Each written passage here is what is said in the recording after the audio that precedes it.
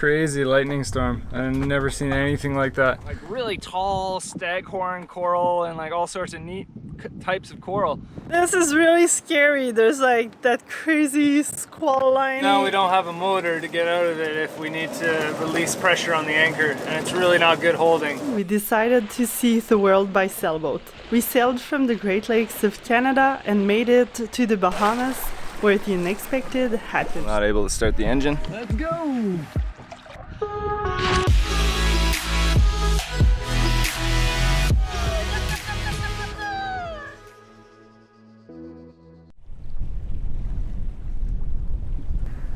This is what happens when you're waiting out a bit of a blow.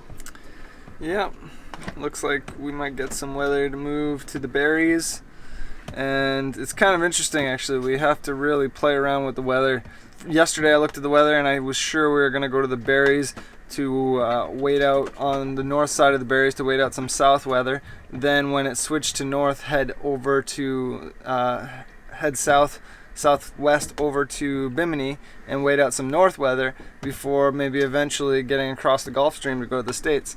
But now the whole plan has changed again because the winds have died in, like, basically when we were going to make the passages, the winds died for both of those passages, and now there's maybe a window later in the week. We might end up leaving tomorrow. It's all dependent on if the weather actually stays what it's forecasting. So it's kind of an interesting time to be trying to make a passage. It seems very shifty based on, I think, a low pressure system that's more north from here. I have never seen anything like this.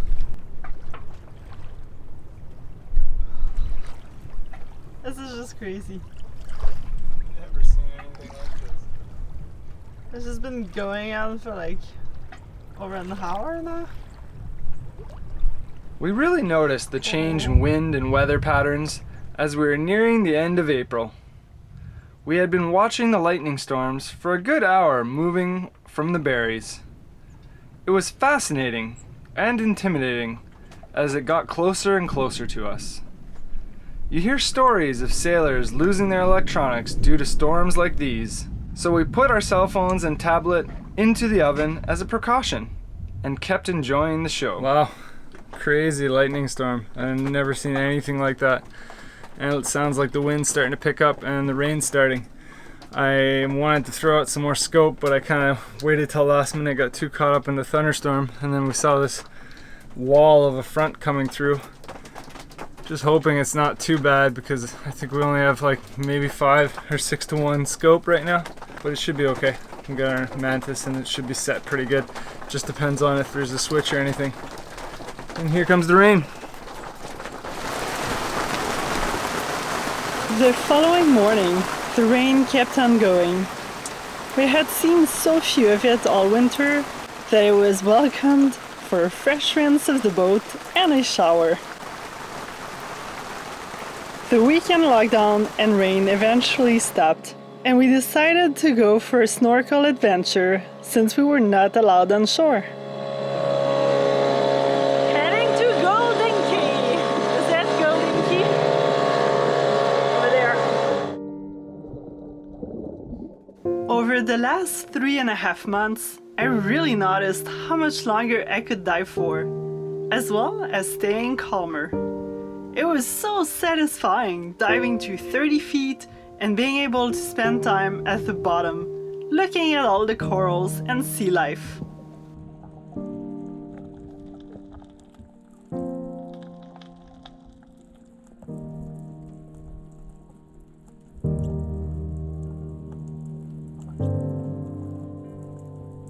We brought our spear poles, but the first time we dropped the hook, there wasn't very many decent-sized fish. Regardless, I was just happy to get out one last time and enjoy the Bahamas water world before returning to the murky waters of the ICW in Florida.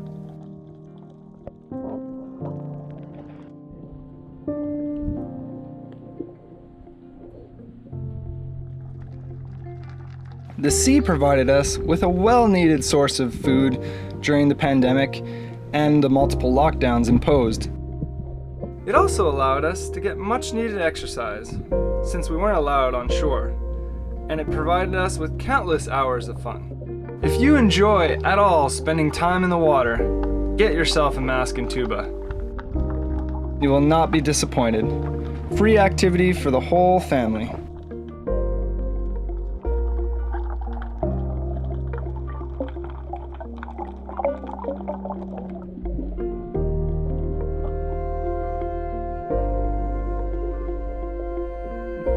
We have done some snorkeling all over the world. Hawaii, Australia, all over Asia, and even in the cold Canadian waters. But there's something special about the Bahamas. The water here is incredibly clear, with different shades of blue. I've never seen anything like it. It feels as if you're diving in a swimming pool. And to think that we initially wanted to skip these islands altogether, fearing they would be too touristy.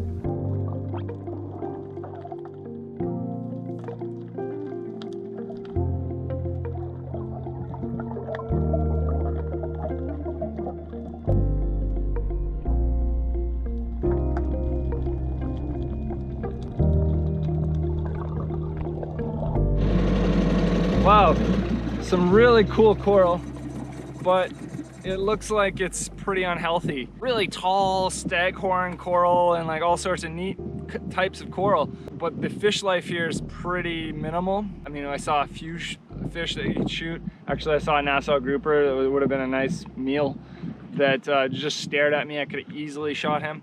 But I'm kind of worried about Secretera poisoning because the reef is so unhealthy. It looks like there's almost like this slime all over it, and just the reef isn't doing very well for fish either. So I don't really want to shoot fish on a reef that isn't a healthy reef. It's bad for us if we get Secretera right now, especially.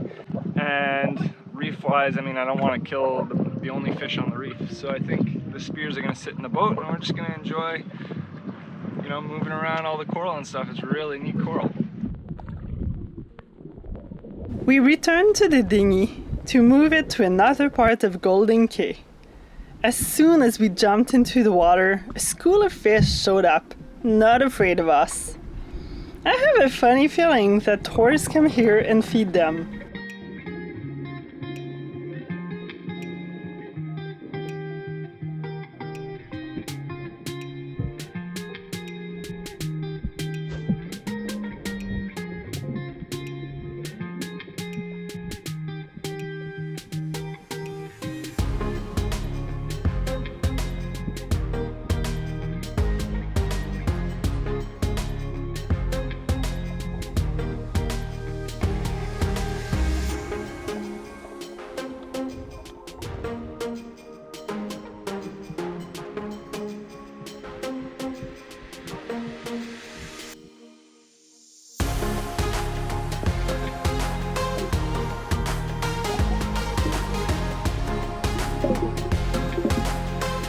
We got so lucky that we happened to have a quick look at our dinghy before swimming too far. For some reason, after months of use, our nut holding the anchor had loosened up and Scobie was drifting away. Corey immediately dove down to go retrieve the anchor, and I held on to Scobie.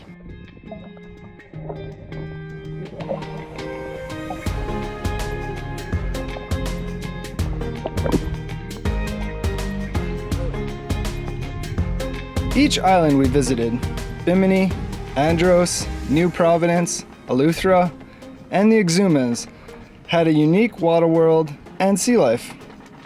We learned how to identify so many fish. I remember when we first started spearfishing, only a few months ago. Seeing a fish and asking Corey, "Is that one good to eat?"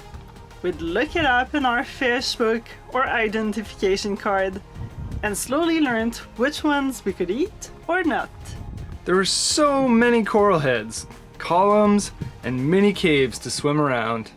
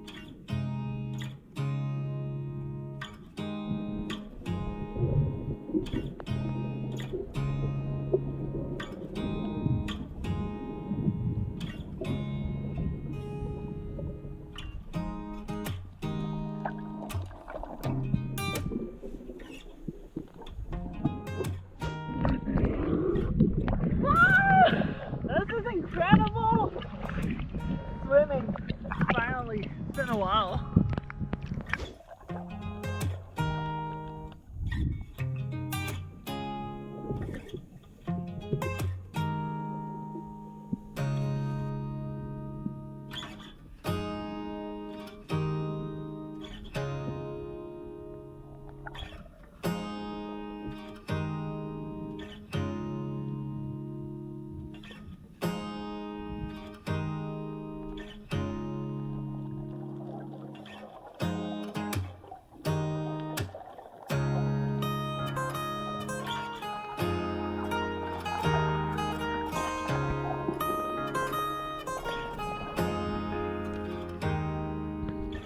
In the middle of the day, if you are patient, or just lucky, and sneak under some rocks or coral, you find amazing things.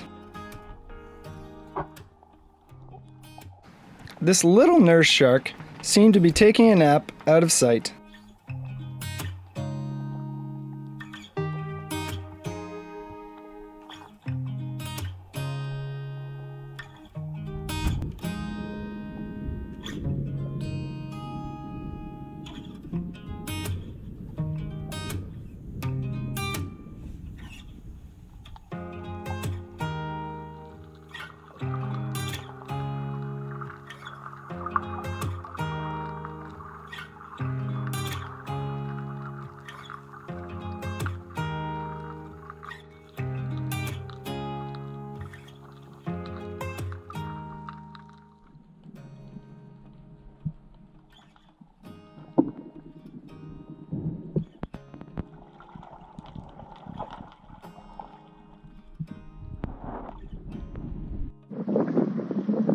So we met the local Bahamian and he gave us some fish. We've got a porgy.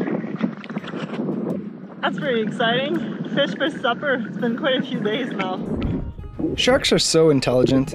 The instant the first shot was taken, a 6-foot blacktip reef shark showed up, followed by a few others. They would swim around us, but still keeping their distance, probably hoping for some easy food. There was only one time that we had a few bull sharks scare us out of the water while spearfishing. In Goulding Cay in the northern Exumas, they were being fed. This really changes the shark's behavior, especially towards humans. The ones here were still curious about us, but never bothered us. We could even swim close by to them and get a good look at these impressive predators, who are so important to the reef's health.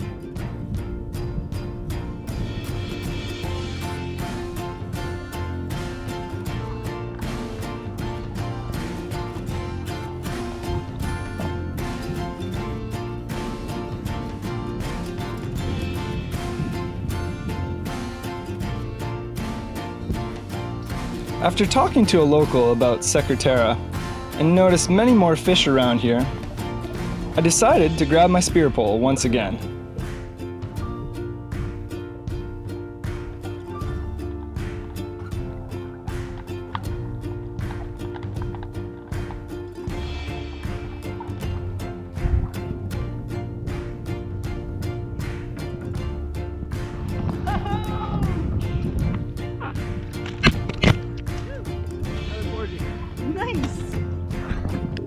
The blacktip reef sharks got excited once again and came in for a closer look.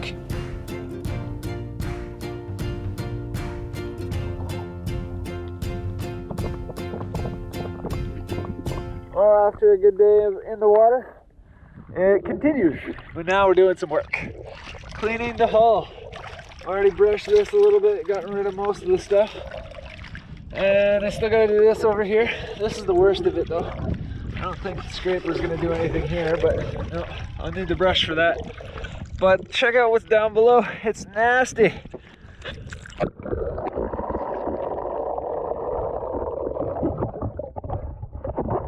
It's crazy how much growth affects your hull speed. Way more than one or us may think. Cleaning it up often can easily add a knot or more of speed. Plus, you get to practice breath holding, inspect your hull, and get some good exercise. I think we're going to be due for a major bottom job when we haul out.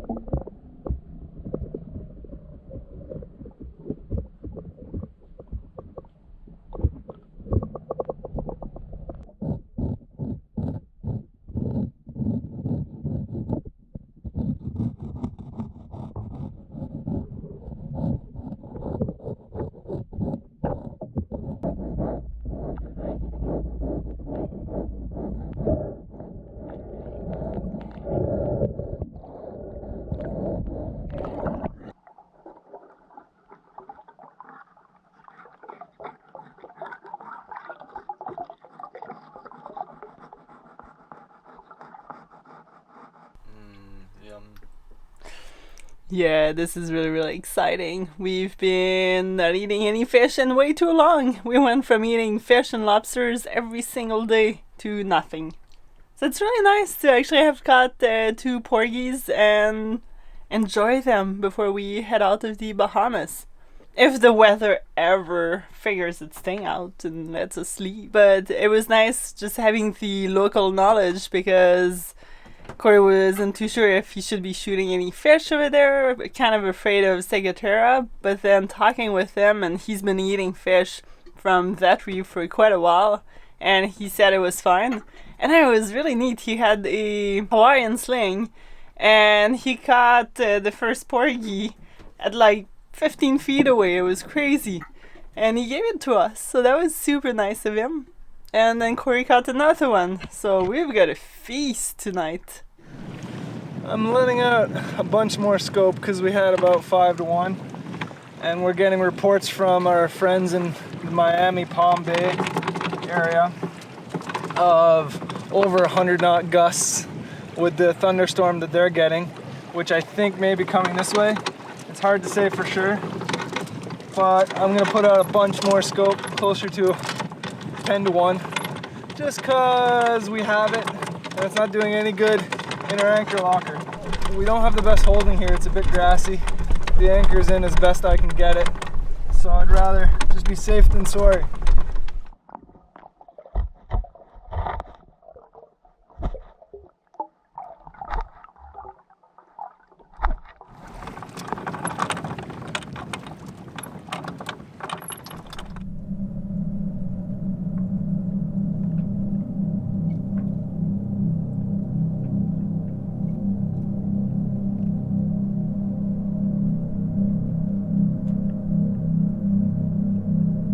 This is really scary. There's like that crazy squall line that's just we've been watching for a while. Actually, it was all like big thunderstorms, and now it's like you can see the line on the water of the wind, and our boat's like totally rotating around, and it's getting super windy.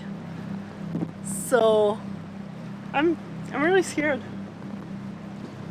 We were pointed this way not that long ago. Now it's coming from over here, so our anchor is going to rotate on itself completely. We got lots of scope at least, but this is a little nerve-wracking for sure. The wind's so cold. West Bay has really good protection from the east and the south, but this storm was coming straight from the wide open, so there was lots of room for the waves to build. Needless to say, this combined with poor holding and no engine had us pretty worried. As the swell picked up, we were getting tossed around at the mercy of Mother Nature. We kept a constant eye on everything, making sure the dinghy was well secured and that we weren't dragging.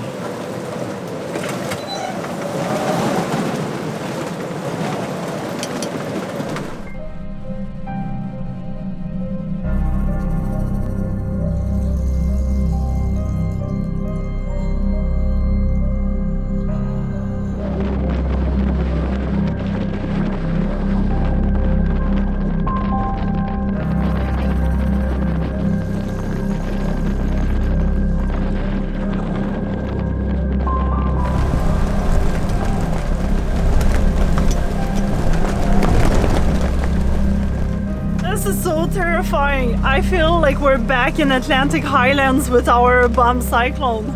This is just insane. Now we don't have a motor to get out of it if we need to release pressure on the anchor, and it's really not good holding. I'm so glad I put out an extra 50 feet of scope because we would have already dragged by now. Seems like we're holding fine so far, and by the clouds we've already reached the worst of it, but fingers crossed it doesn't get any worse.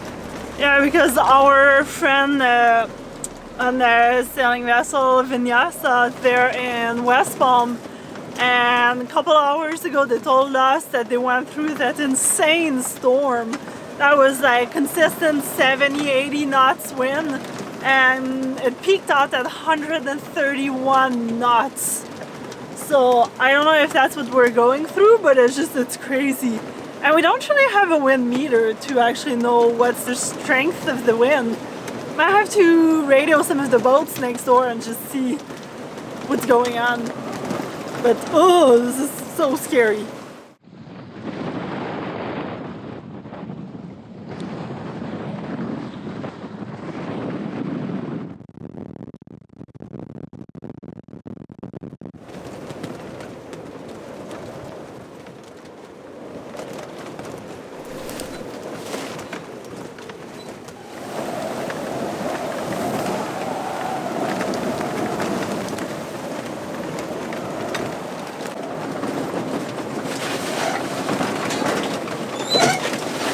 After checking in with the other sailboats in our anchorage, we found out that we had winds of up to 60 knots. I was so relieved when everything started mellowing out a few hours later.